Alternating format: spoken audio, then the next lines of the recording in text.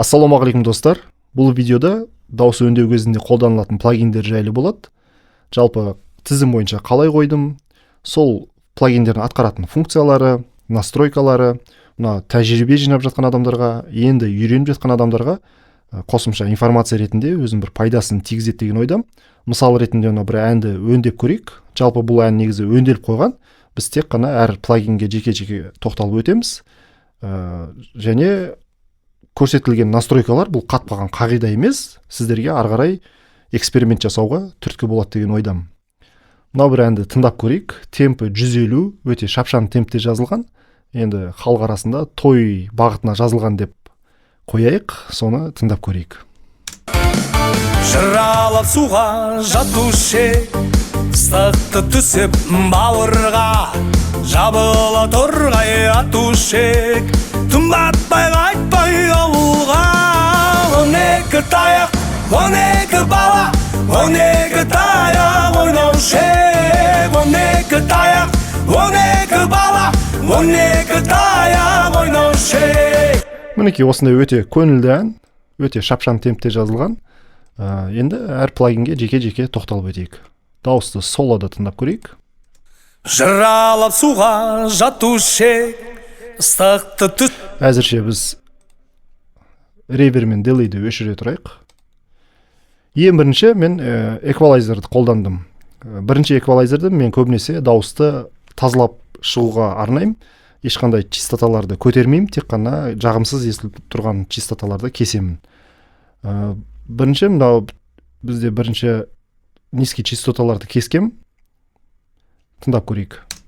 Жыралап суға жатушы, ыстықты түс. Енді бұдан артық мен кесудің ешқандай бір жөнін көрмедім, өйткені ары қарай дауысты біз кесетін болсақ, дауыс өте жіңішке болып қалады. Жыралап суға жатушы, ыстықты түсіп бауырға. Сондықтан да осындай шамамен 112-113 герцті кесіп тастадым низкий частоталар. Бұл жерде керек емес частоталар бар. Жалпы минуспен бірге баста жарысып тұрмас үшін осы низкий частотаны кесіп тастадым. Одан кейін екінші полосаны біз дауыстың кез келген дауыстың өзінің бір низкий частотадағы, средний низкий частотадағы өзінің бір жағымсыз коробка сияқты естілетін дыбыс болады, соны кесуге арнаймыз.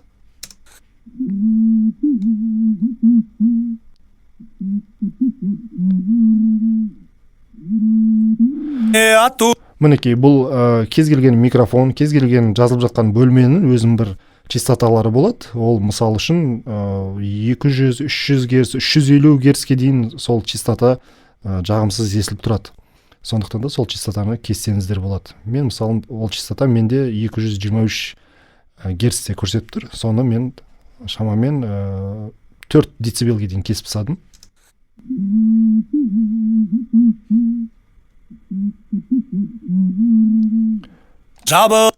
Одан кейін екінші полоса, бұл үшінші полоса менде 430 герцте кесіліп тұр. Бұл жерде бізде тағы бір жағымсыз дыбыс болады. Енді кейбір микрофондарда ол болмауы мүмкін, бөлмеде болмауы мүмкін. Сондықтан да жалпы мен бөлмемде сондай бір резонансный частота бар, соны кесіп тастадым. Сіздерде де ол частота болса кессеңіздер болады. Оны енді тыңдап отырып тауып алу керек.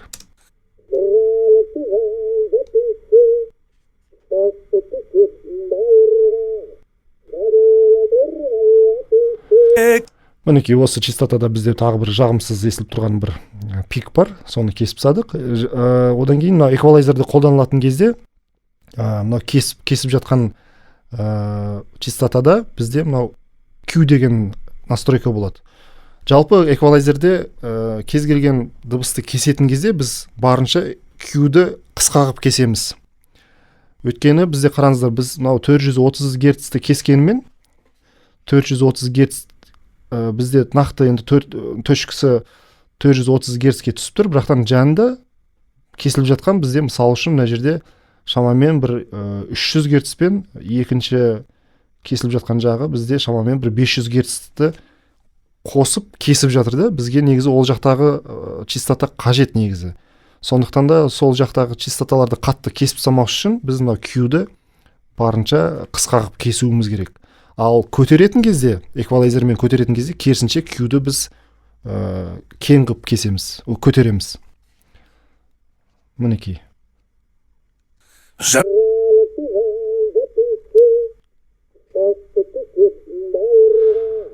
Мінекей осы частота бар. Одан кейін бізде 4-ші полоса, бұл жерде бізде телефонный эффект бар. Телефоннан естіліп тұрған дыбыс сияқты естіледі. Соны да кесіп тастауға тырысу керек. Ол жалпы кез келген микрофонда, кез келген бөлмеде де болады ол частота.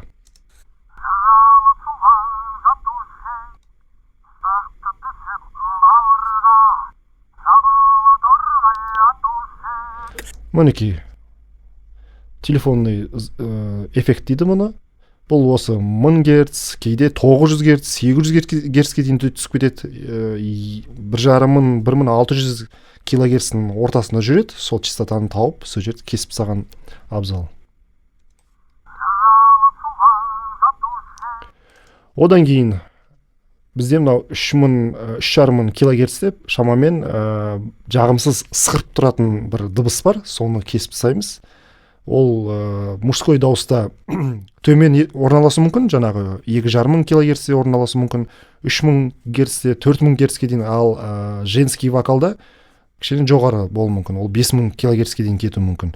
Сықыратын бір дыбыс болады, әсіресе ш, қ, с деген сияқты әріптер айтылған кезде солар қатты атып кетпес үшін соларды біз мынау динамический режиммен кесеміз. Эквалайзерде мынау Pro Q4-те динамический режимдер бар. Сол динамический режиммен кесіп тастаймыз.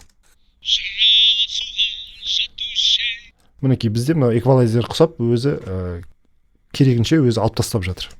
Жыралап суға жатушы. Міне осы жерде бір сықыратын дыбыс болып тұр.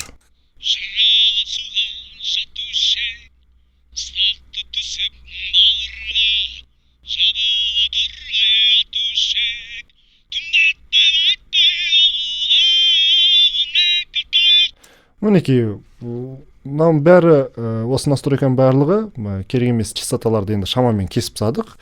Жалпы кейін тағы да тыңдап жатқан кезде қосымша кесуге болады кейбір частоталарды.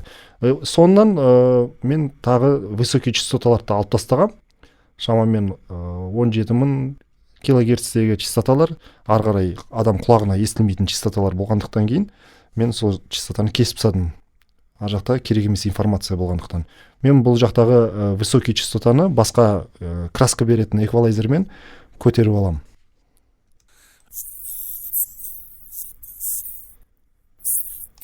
Мінекей, бұл эквалайзердің осындай бір атқаратын функциялары. Сіздерде осылай әр частоталарды кесіп отырып, тыңдап отырып, қай частота жағымсыз естіліп тұр, соларды кессеңіздер болады. Жыралап суға жатушы, ыстықты түсіп. Одан кейін менде мынау компрессор, Waves-ның Kla деген компрессоры. Жалпы Waves компаниясы өте жақсы плагиндер шығарады. Соның ішінде мынау Kla деген Крис Лорд Алджи дейтін звукорежиссердің ойлап тапқан плагиндері. Бұл жерде бізде тек қана гейн бар және пикті кесетін, пикті жібермейтін бұрағыш бар. Компрессор режиміне қойып қоямыз. И одан кейін мына жерде аналоговый өзі бір сатурация береді, оны да өшіріп тастаймыз. Бізге оның қажеті жоқ. Өте дыбысты жақсы ровный қылып істеп беретін плагиндердің бірі. Мысалы, кей жерде қатты айтылған жерлер, жай айтылған жерлерді қатты қылып шығарып береді, қатты айтылған жерді өзі шамамен ұстап отырады. Қатты атқызбай жібермейді дыбысты. Жыралап суға жатушы, ыстықты түсіп бауырға. Бізде частоталар қазір атып жатыр. Кей жерде динамикалар қатты болғандықтан бізде дыбыс атып жатыр. Соны біз пик редакшнмен келтіріп аламыз. Жыралап суға жатушы, ыстықты түсіп бауырға. Жабыла тұрғай атушек, түн батпай қайтпай ауылға. Мінекей, дыбысты бізге ровный қып берді. Одан кейін DSR, поп-фильтрдің DSR-ін жақсы көремін өзім. Жалпы әртүрлі проекттерде әртүрлі DSR қолданамын мен. Бірақ көбінесе осы фабфильтрдің Pro DSR өте жақсы жұмыс жасайды. С, Ш деген сияқты әріптерді қатты жібермейді.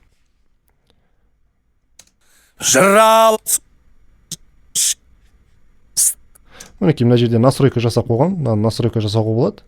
Мысалы, менде көбінесе мынау дауыста С, Ш дейтін әріптер осы 6,500, 7,000 килогерц пен 10,000 килогерцтің арасында қатты естілгендіктен осыған тек қана осы жерді ғана кесіп отырады бізге. Қалған частоталарға тиіспейді.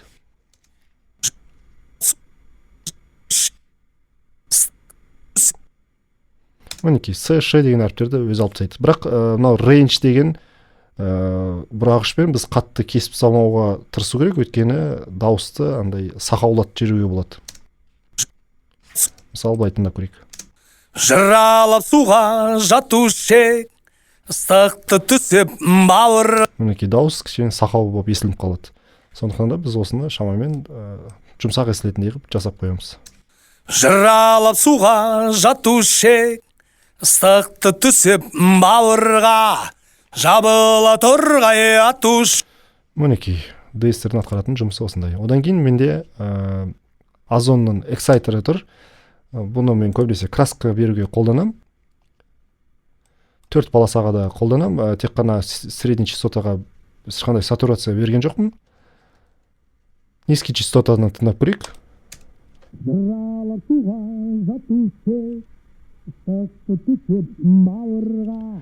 Низкий частотаға біз ламповый сатурация бердік и қатты бермеуге тырысу керек, өйткені дыбысты жағымсыз қылып шығарып береді.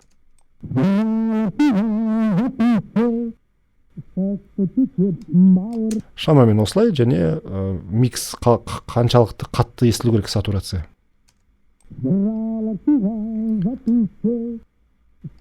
Бізге 25% жетеді. Екінші частота средний частотаға тиіскен жоқпын, өзі де жақсы естіліп тұр. Жалпы жазылған микрофон өте жақсы жазған. Одан кейін средний высокий частоталар. Жыралап суға жатушы, ыстықты түсіп бауырға. Бұл жерге де сатурацияны шамамен кішігірім ғана процентпен береміз. И мен высокий частотаны кішкене көбірек бердім. Жыралап суға жатушы, ыстықты түсіп бауырға, жабыла торғай. Кішкене яркий болып естілсін деп высокий частотаны проценттен көбірек бердім сатурация. Миксқа жалпы жақсы жатып тұр. Жыралап суға жатушы, ыстық. Одан кейін мінекей мен алдында айтқандай, мынау бірінші эквалайзермен мен тек қана тазалап шықтым, ешқандай частотаны көтерген жоқпын.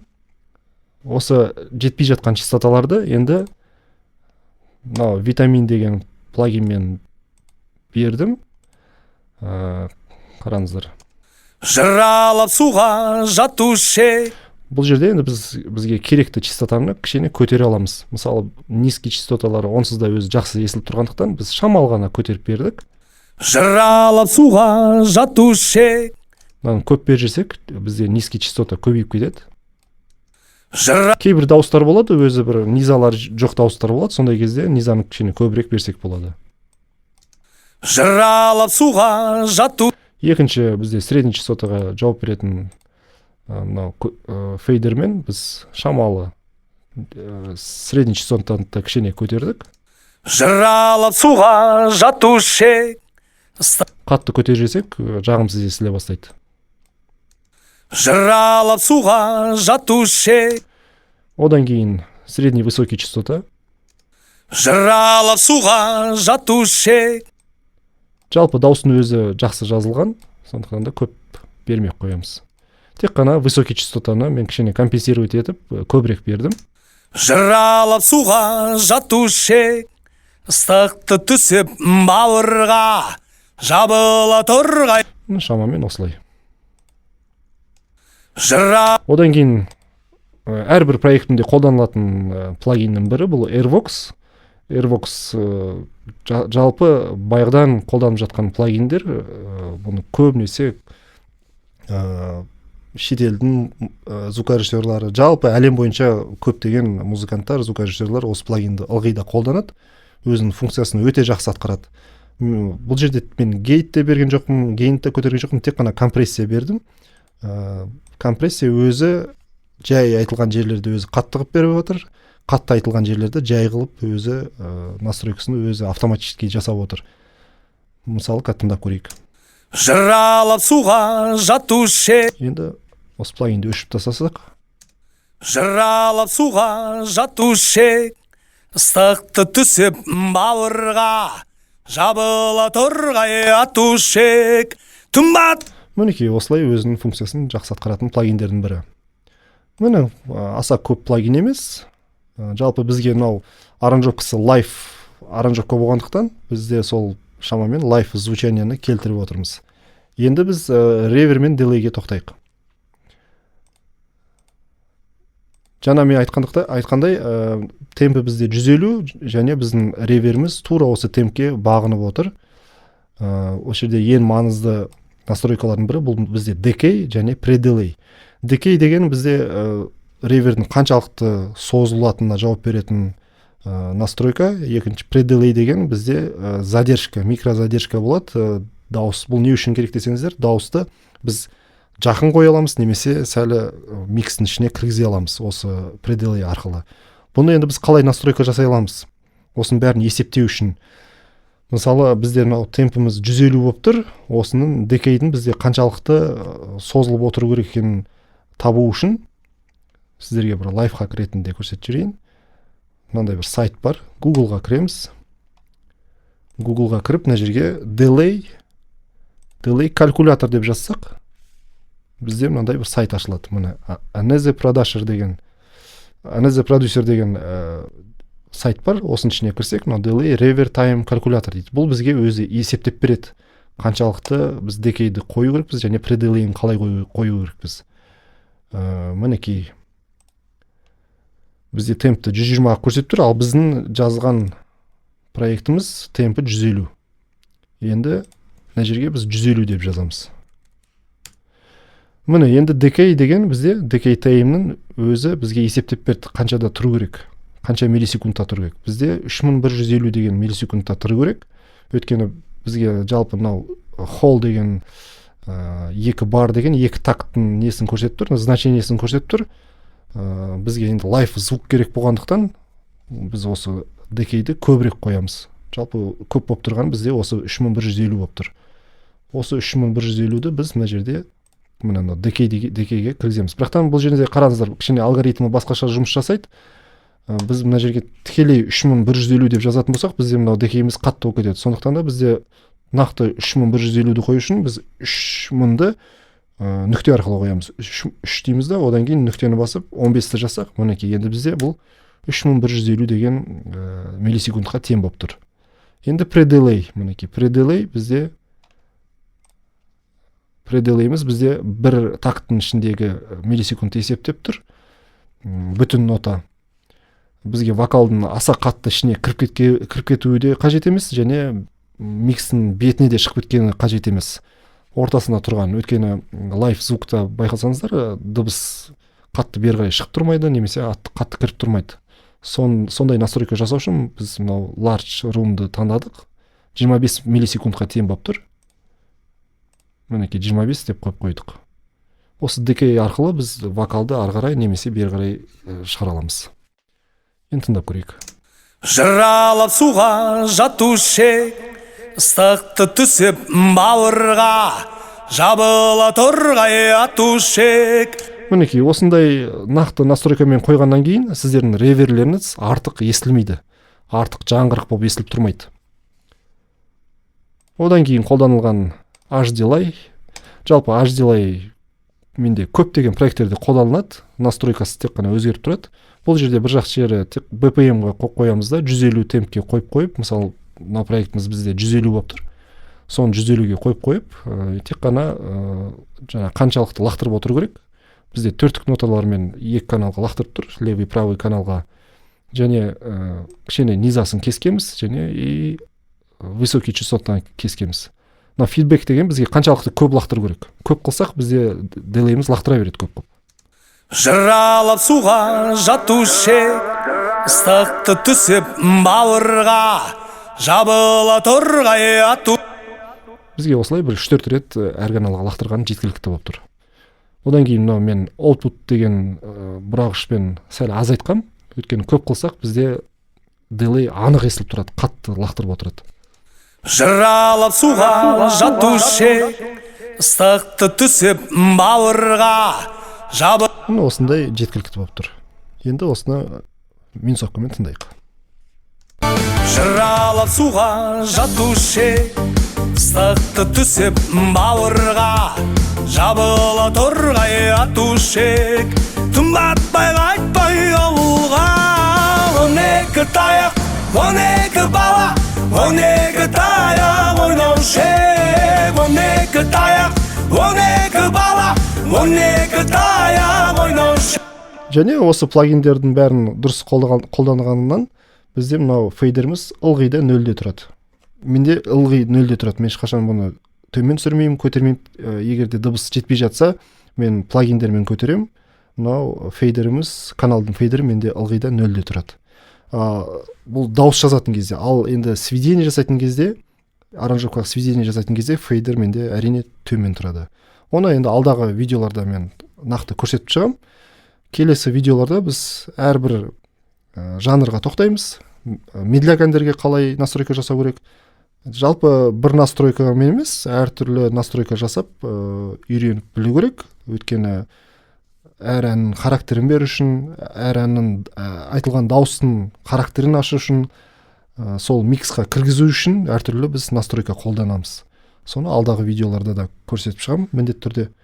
Және соңында бізде мынау мастер каналда менде тек қана лимитер тұр. L2 лимитер тұр. Бұл не үшін тұр десеңіздер, бұл тұрмаса бізде мастер каналымыз қызылы жанып, пиктер шығып кетеді. Бұны біз әзірше өшіріп қоятын болсақ.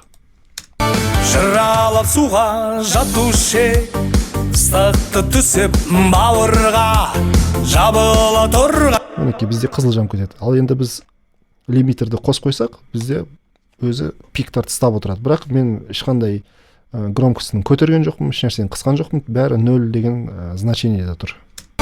Жыралап суға жатушы ыстықты түсіп бауырға жабыла торғай атушы.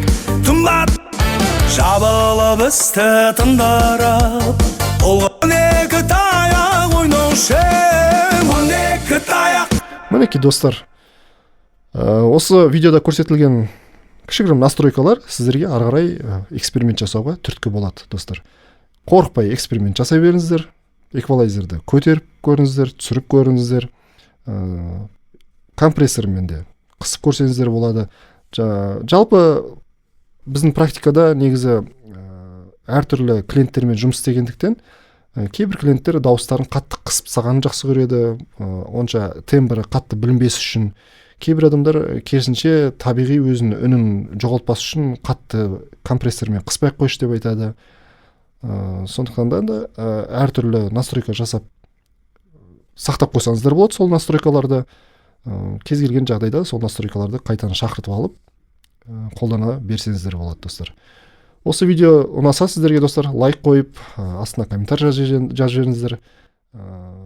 Достарыңызға, таныстарыңызға, музыкант достарыңызға, звукорежиссерларыңызға ссылкасын жіберіп көрсетсеңіздер болады, достар. Жалпы каналыма қолдау білдіріп жатқан жандарға барлықтарыңызға алғысым шексіз, достар. Келесі видеода жолыққанша.